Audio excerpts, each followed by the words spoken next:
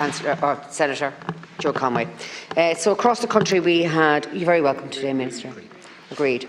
Thank you. Across the country we have close to 1 million buildings left without electricity. There have been estimated damages of over 200 million to homes, roads and infrastructure, as well as over 500 million in damages to the timber and horticultural industries.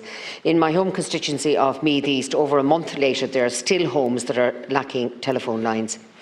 As has been said at length in this House, we have seen the result of our government's tendency to take a reactive emergency response approach instead of a proactive emergency prevention or minimisation.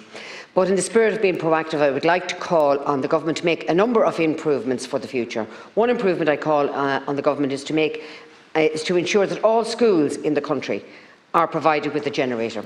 As the COVID pandemic taught us, it is paramount to remain for the routine of children to be in place in the face of interruptions.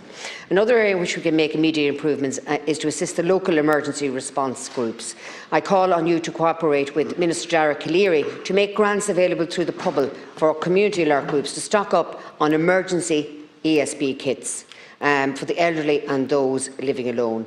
More broadly, we need to move away from our over-centralised emergency response system and move towards a system of regionalised emergency response and prevention. Our current system of local execution, national oversight, is not efficient. Is it necessary for Dublin to begin delegating more responsibilities and competency to the regional level? Leaving too many elements of emergency response in the hands of the national level government can result in fatal delays. We saw this several months ago during the tragic floods in Valencia in Spain. Their delays and confusion between Madrid and the regional government of Valencia aggravated the crisis, making it one of the deadliest in Spanish history.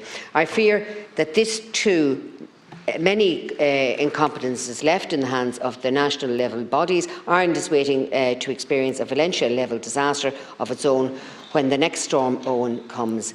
Too many local response groups who are ready to help can get stuck waiting on a delayed support or permission to come down the line from Dublin.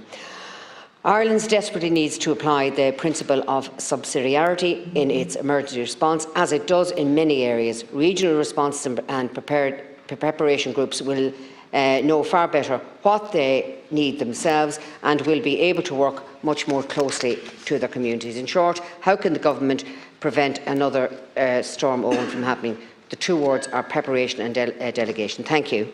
By the way, I also want to commend Minister Deputy Healy-Rae on the fantastic work that he has actually done with the forestry sector since the 29th of January. I think people need to be aware of that. He's only in the job a month and he's done fantastic. We're dealing with 24,000 hectares of forestry. Thank you.